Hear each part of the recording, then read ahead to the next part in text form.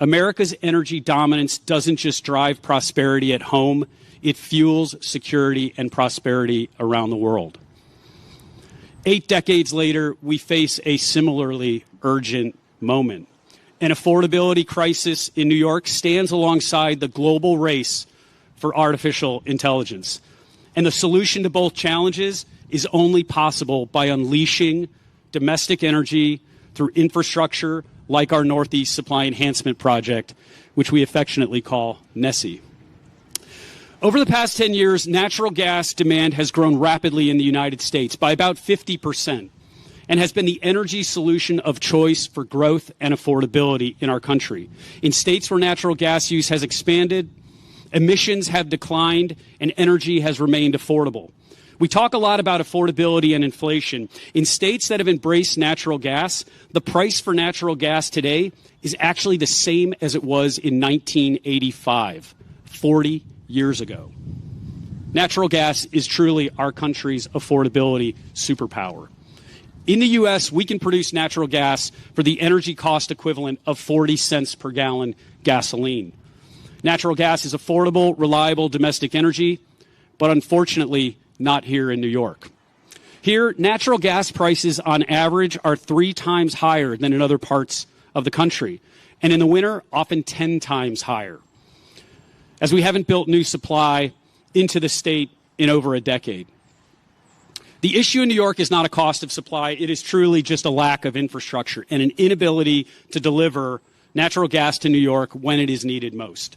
Today, the Nessie project begins to turn the tide by adding new capacity, the first in over a decade, to deliver domestically produced natural gas to New York's grid. We're providing reliable American energy for countless homes and businesses at a time when they need it most. Like the war emergency pipelines did so many years ago, Nessie will make America stronger and our citizens safer. Just as our 32nd Secretary of the Interior understood that infrastructure unlocks our nation's potential, I am truly grateful that I get to introduce our current Secretary, who is likewise a champion for American energy dominance, affordability, and national security. On that note, please join me in welcoming our 55th Secretary of the Interior, Secretary Doug Burgam. Thank you.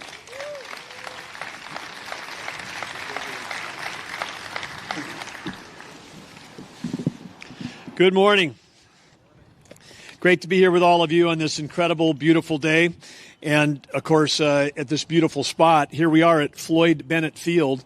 As Chad remarked about the incredible history, the history of Williams Company and the history of bringing energy here, we should be reminded about the history of Floyd Bennett Field. In 1931, this incredible place was New York's first municipal airport. During World War II, it became an important naval base. In 1972, it became the first urban national park, 26,000 acres, part of the Gateway National Park area that's run here by the National Park. And, of course, standing behind us, you see what happens when you've got effective private-public partnerships. It was almost a decade ago, but Williams Company, National Grid, and others working to turn this into the terminus of the first pipeline that came in here. $70 million going into restoring these beautiful 1930 hangars. If you look behind the tent, which cleverly hides the aging infrastructure on the other side, but take a picture of those. That's the before. That's what this looked like.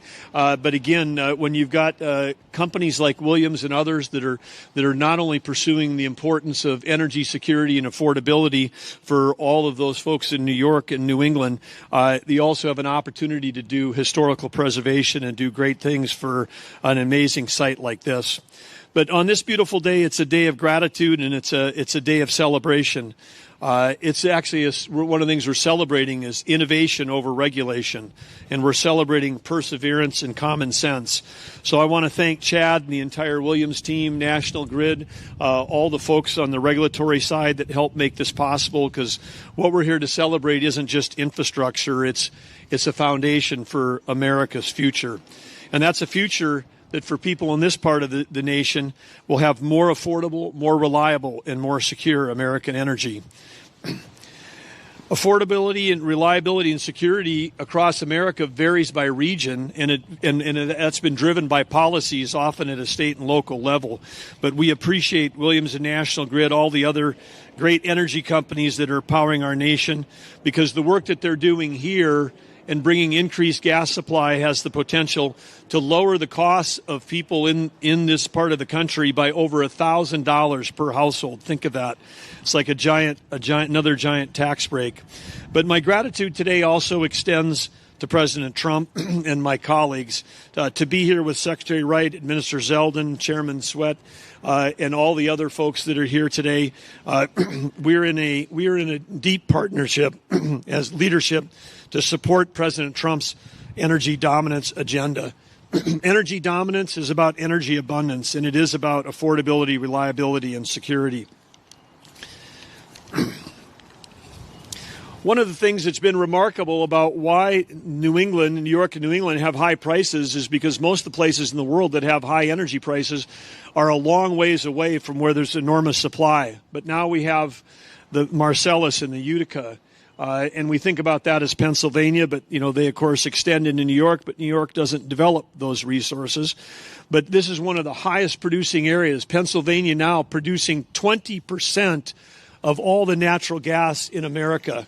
And America, the largest natural gas producer in the world.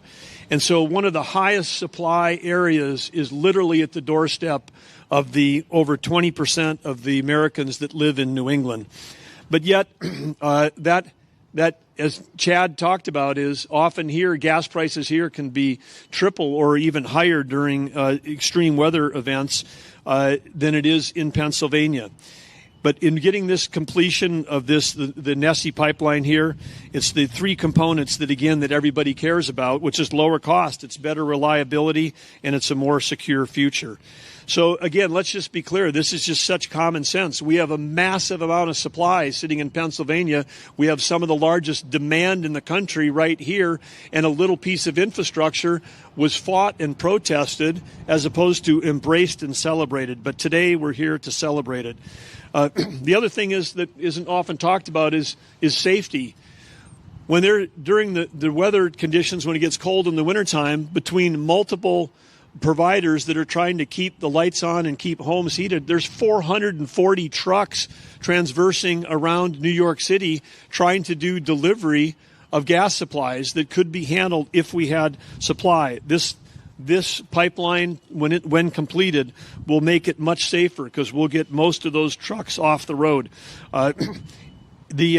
I would just say again, for many people in this region, they may not realize, but they've been trapped under policies that have been based on fear, not on facts. And in doing so, they've raised the cost of electricity and home heating for everyone. But President Trump, under his leadership, we're putting energy reality over climate fantasy. Some may be offended when I say climate fantasy, but it is a fantasy to say that we're going to pursue a transition. A transition would imply to a citizen that I'm going to go from A to B, but don't worry, when we get to B, it's going to be the same price as it was at A. But it was a fantasy because when we went from affordable, reliable, and secure, dispatchable, 24-hour baseload to intermittent, weather-dependent, highly subsidized, often foreign-supported source of energy, it wasn't a transition from A to B. It was energy subtraction. We were actually putting less electrons out and less energy into the system than we had before. So part of the energy reality of the Trump administration and my colleagues is that we are pushing for energy addition, not energy transition, not energy subtraction, but energy addition. When you increase supply, you increase security and lower prices. So the policies of fear that led to these higher prices, supply constraints, and even reliance on foreign energy, parts of New England offloading foreign energy to close the gap that could be supplied by pipelines from Pennsylvania. But today we're here, we're turning the page. This project, the Nese pipeline, is going to deliver enough natural gas to power 2.3 million homes. It's going to help lower the energy costs, that over $1,000 per household. We're talking billions with a B of savings. And it's going to support thousands of jobs. You're going to hear about that today. We appreciate the labor leaders that are here today. Anthony, thank you for being here. But, I mean, these are real paychecks for American workers building American security. Let's give them all a round of applause right now. Thank you.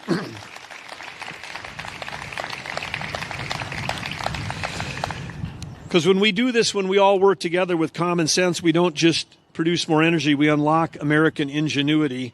And that's what you'll see, standing alongside of us today, the power companies, the pipeline infrastructure, world-class workforce, and a country that is finally getting back to doing big things again. There are some that will still say that, we're concerned about this because we're concerned about what's going to happen to the environment if we use hydrocarbons. But I just would want to say to everyone here that the United States does it cleaner, safer, smarter than anywhere else in the world. When we stop producing and using and transporting U.S. energy, we're just locking ourselves into a future where we're going to be dependent on foreign sources. We just easy to look around the world today and see what that can cause when you're dependent on foreign sources, because, of course, the other countries that are developing it don't have an EPA. They don't have regulation. They don't have reclamation. They don't have child labor laws. If you care about the environment, you should insist that every electron, every ounce of liquid fuel is produced here in the United States.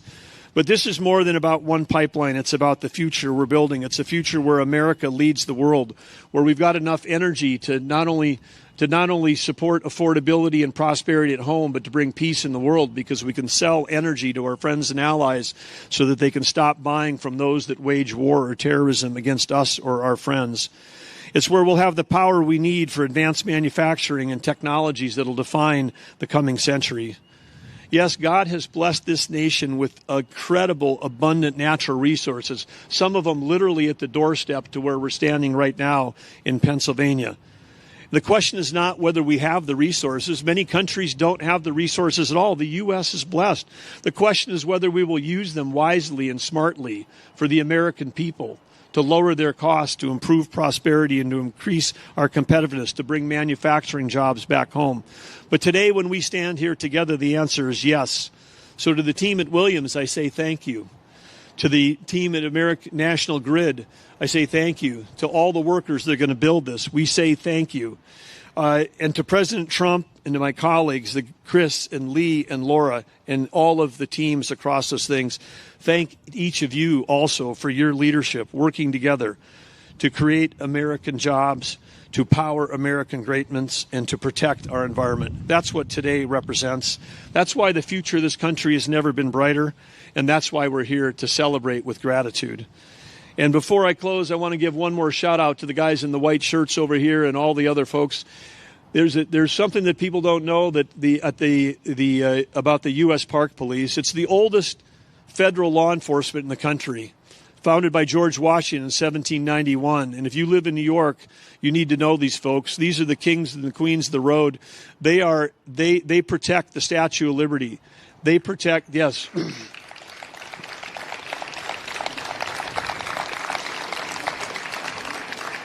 The Statue of Liberty, by the way, is the most featured image on terrorist recruiting sites. It's the thing that if someone could wreck our 250th anniversary, they screen over 4 million people that visit that every year before they get on the boat, before they go up in the statue. They protect the National Mall, the Golden Gate Recreation Area. But when you're here on this ground today, on these 26,000 acres, the law enforcement for this national recreation is not the Metro, it's not New York, it's the U.S. Park Police. They keep this facility safe. They keep the over 9 million visitors that visit this recreation area a year safe. They do a fantastic job. Let's give it up for all the law enforcement that's here today. Thank you.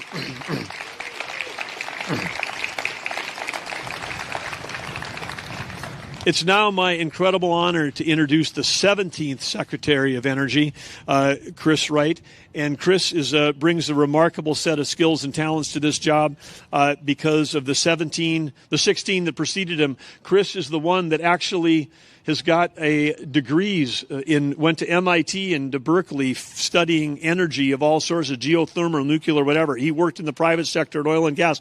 We finally have an energy secretary who understands the energy sector. Could be the first in our country, and what a job he's doing bringing his private sector experience. I'm proud to call him my friend for over 20 years. He's doing an amazing job, and what he's gotten done in the first 15 months, nothing short of remarkable. But let's give it up for Secretary Chris Wright.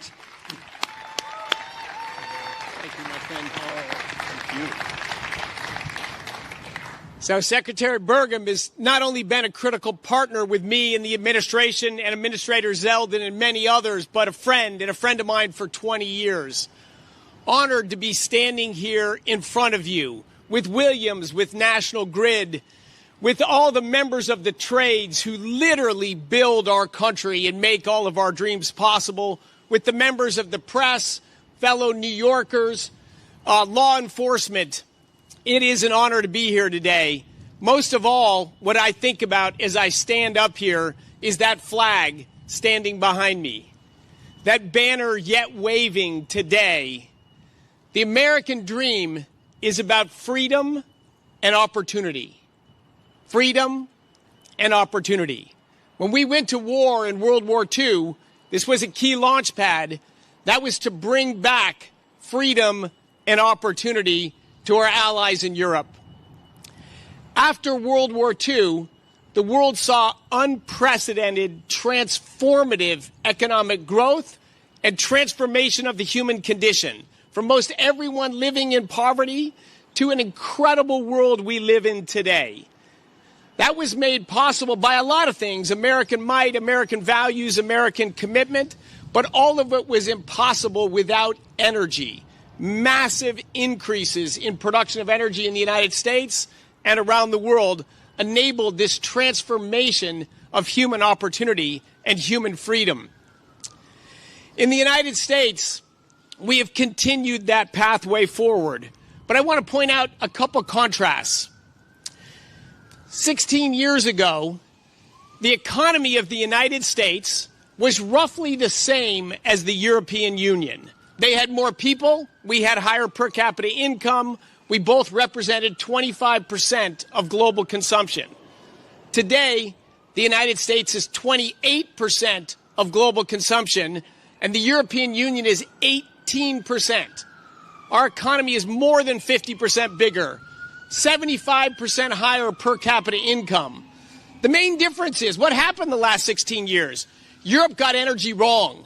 They decided to tear down their existing energy supplies. They thought they'd do a grand energy transformation to save the world from burning up. They obviously never looked at the data or studied climate change. They've shrunk their economy. They ceased economic growth. They crushed freedom and opportunity of their population. Sadly, the Biden administration tried to get America to go down that road as well. The Biden administration prided itself on how many power plants it closed, how much energy production it shut down. And at the end, they left an electricity sector that produced no more electricity when they got into office than they got out, but cost 30% more, and Americans were upset. And here we had artificial intelligence, the desire to reshore manufacturing, put our tradespeople back building factories and buildings and infrastructure in our country again. You can't do that without energy. You can't do that without energy. What we stand here today is a battle that began almost a decade ago to build an expansion of the natural gas coming from Pennsylvania into New York so that New Yorkers and Long Islanders can have lower cost bills and, more importantly, greater job opportunities. New businesses can expand or locate here in New York and grow freedom and opportunity for New Yorkers. But freedom is never free. I thank everyone, the corporate people, the law enforcement officers, the citizens, and the many local politicians here in New York State and in New York City who fought to better energize the citizens of New York, of Long Island, and the broader New York State.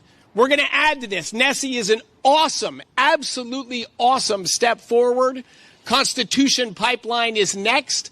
which will transform the opportunities for people in upstate New York, reset costs lower, grow job opportunities higher, and transform the opportunities all 6 states in New England.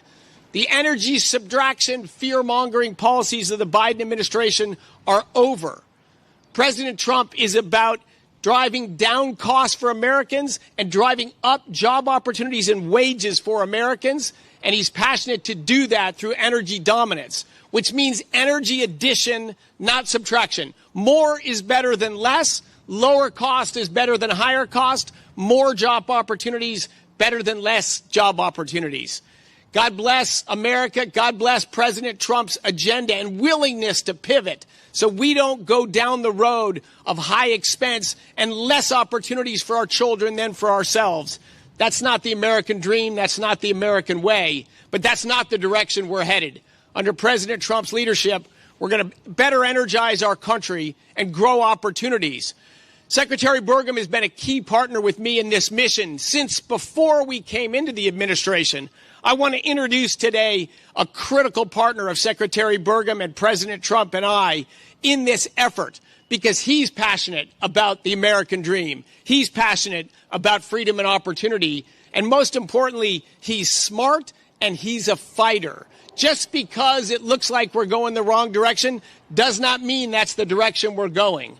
So the United States as administrator of the EPA is a strong, fearless leader who is transforming the playing field in our country. And I'm proud to call him a partner and a friend. Please welcome Lee Zeldon to the stage, a New Yorker.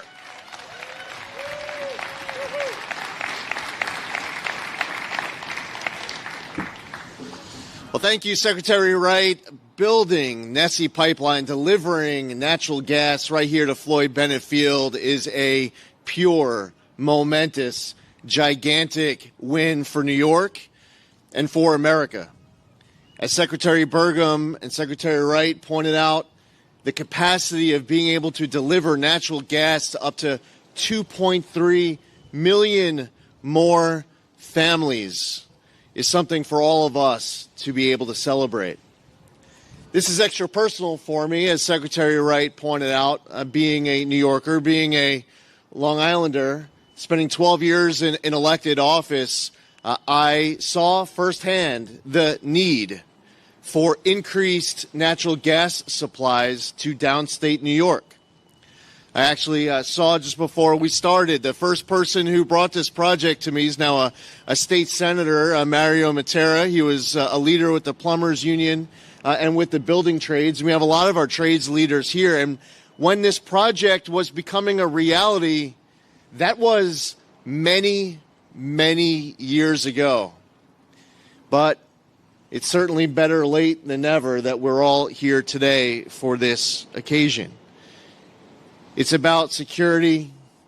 It's about affordability. And for a lot of New Yorkers, they hit that breaking point where they decide that they just can't afford to survive here. And they're fleeing to other places down south. Every day, more and more New Yorkers are deciding to leave. And a decision like this today is making a case for that Long Islander or that New Yorker downstate that maybe we can turn the tide. President Trump, when he first came in, he signed an executive order right away declaring a national energy emergency. He created a National Energy Dominance Council chaired by Secretary Burgam. The vice chair is Secretary Wright. And something very different happened in government that wasn't happening before. Instead of individual agencies, each siloed off, focused on our own equities and just at our own agencies working on our own stuff each day, now we collaborate, we coordinate, we work together. And the three of us, learned a very valuable lesson the first time that we sat with President Trump after our confirmation in the Oval Office to have a meeting to talk energy policy. If anyone would have thought that this was going to be some kind of a high-level meeting on broad concepts, we certainly were reminded quickly, and really shouldn't have been any surprise to us, he was getting in the weeds on individual projects. I mean, that was about talking LNG pipelines in Alaska talking about pipelines in many other parts of the country, but he was specifically asking about Nessie. He was specifically asking about Constitution, and he wanted it built instantly. It wasn't like, hey, I'm going to be here for 4 years. What can we start by the time we leave? It's like these 4 years are going to go by very quickly, and we have a responsibility. The American public cast a vote. They elect President Trump to come in office. He assembles this team to deliver results instantly. And the fact that we're here, even though it was almost a decade ago when this could have first been fast-tracked, at least we are here today. But we shouldn't stop here. See, there's other challenges in the state as it relates to natural gas and energy policy. They don't allow natural gas hookup on new construction.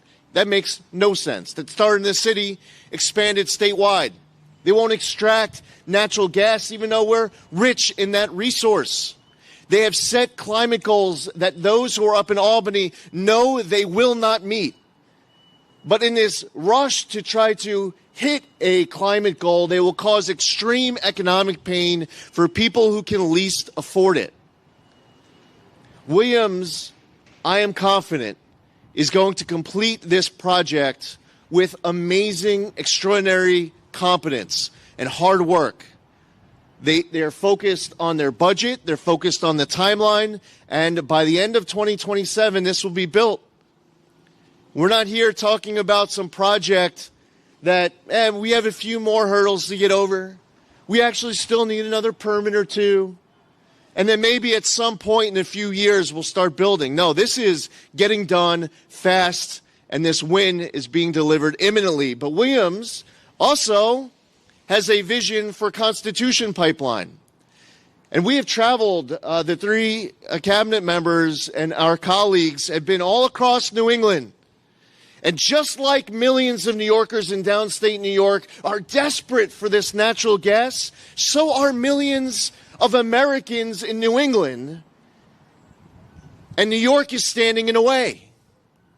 And shame on us, I'll say this as a New Yorker, shame on us that we as New Yorkers are standing in the way of millions of New Englanders who are desperate for Constitution Pipeline and to deliver natural gas to New England.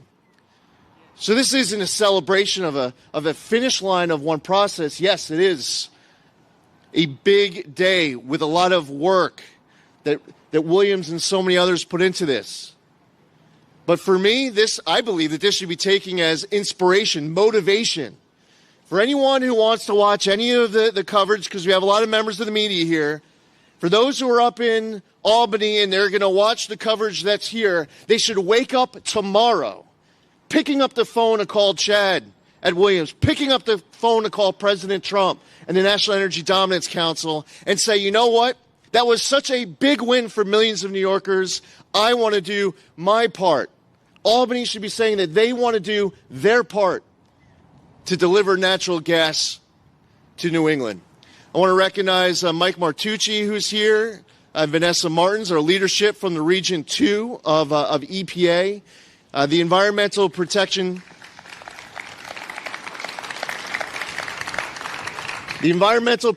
Agency believes strongly that we can protect the environment and grow the economy. That's no longer a binary choice, that in order to protect the environment, that you have to destroy the economy. And it is with that mindset we are reminded here today. This is a project that protects the environment and grows the economy. Today is a very proud day for us at the Trump EPA. Now, at this time, I'd like to introduce the chairman of FERC. Laura Sweat is someone who has a long, rich history and expertise in FERC law.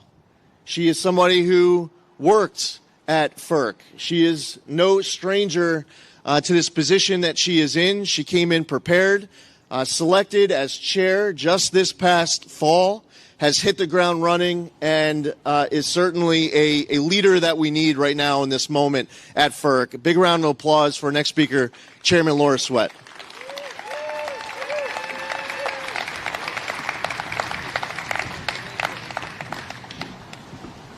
Good morning, everyone. I feel like I was set up for failure to follow the cabinet, but I'm going to speak from my heart today. I am Laura Sweat, the chairman of the Federal Energy Regulatory Commission, which many of you may not be familiar with, but we are a small and very mighty agency whose sole mission is to ensure that all Americans have access to affordable and reliable energy. So what does that mean in the context of what we're celebrating today? Part of our mission that is incredibly important is to license natural gas pipelines like the one we are celebrating today, and that mission is critical more than ever.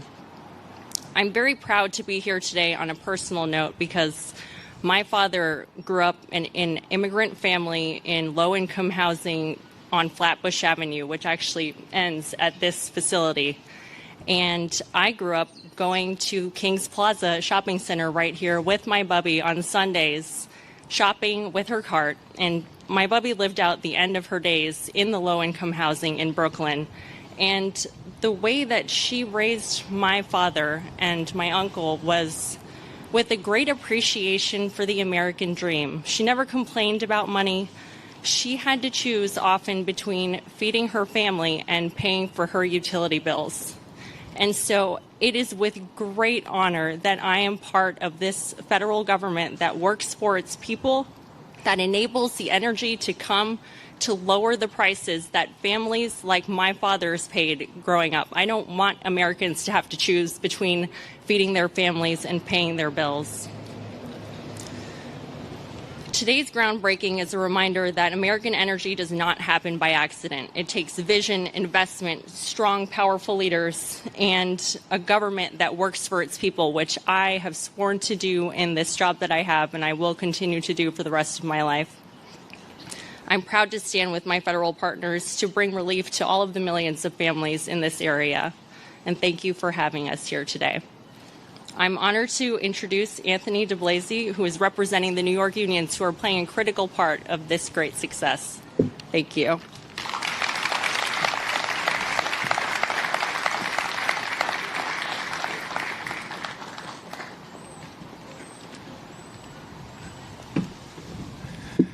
Good morning. My name is Anthony DeBlasi. I'm a proud member of Ironworkers Local 361. I serve the Building and Construction Trades Council of Greater New York as the president of the Brooklyn Board of Business Agents, and I'm here today on behalf of Gary LaBarbera to express our strong support for this exciting project and the union construction jobs it will bring to the area. The building trades builds and maintains infrastructure that keep this city, this region, and this country moving. New York is a union state, and when we talk about building things safely, skillfully, and with pride, you won't find a workforce more experienced or more committed than the building trades. The trades create middle-class careers for individuals from all walks of life. For us, infrastructure isn't an abstract concept. It means jobs you can raise a family on. It means apprenticeships that open doors. And it means careers that offer dignity, stability, and a future. When our country invests in infrastructure the right way, whether it's transportation, utilities, or energy, it invests in American workers. Nessie represents such an infrastructure project being done the right way, as the Williams companies are committed to creating thousands of union jobs over the course of constructions. These investments will ripple across the local economy, improving energy reliability, supporting local businesses, strengthening neighborhoods, and creating long-term demand for skilled labor across this region. That's why the building trades believe so strongly in building, and most importantly, building responsibly.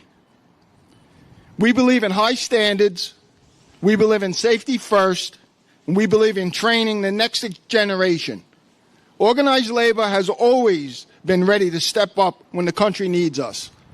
We bring skilled experience and a commitment to getting the job done right. I want to thank our partners in government, industry, and labor leadership for recognizing the value of that workforce and for understanding that when we invest in infrastructure, we invest in people. On behalf of the building trades, thank you for the opportunity to be here today. We look forward to continuing the work of building a stronger, more reliable future for our communities. Thank you.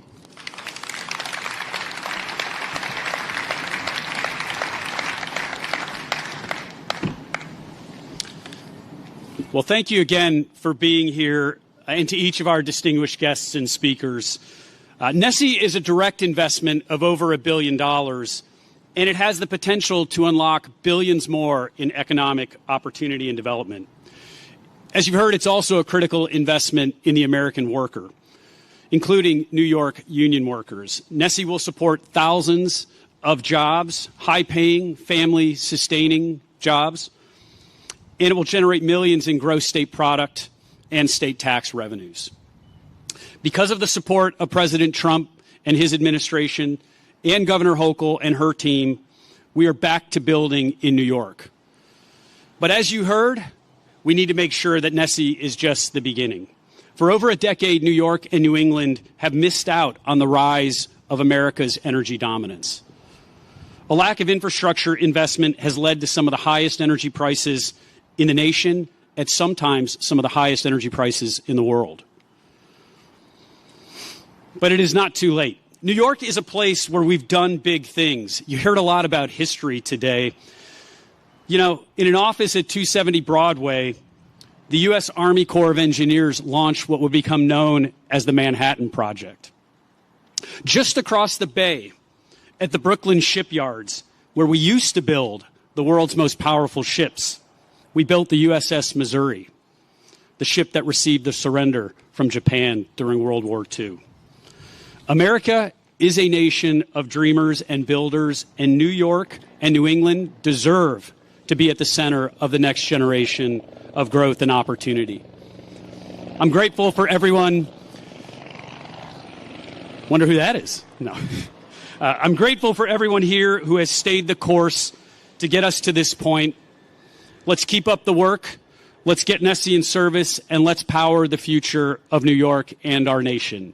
And now I'd like to invite our guests to join me in front of the stage here. We're going to sign a piece of pipe that is an actual piece of steel that is exactly the steel that we will build as part of this pipeline here into New York. So please join me in welcoming our guests and thanking them again for being here.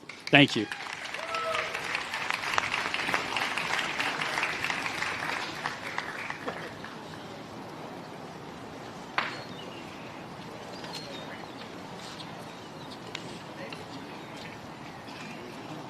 I think we're going to sign on.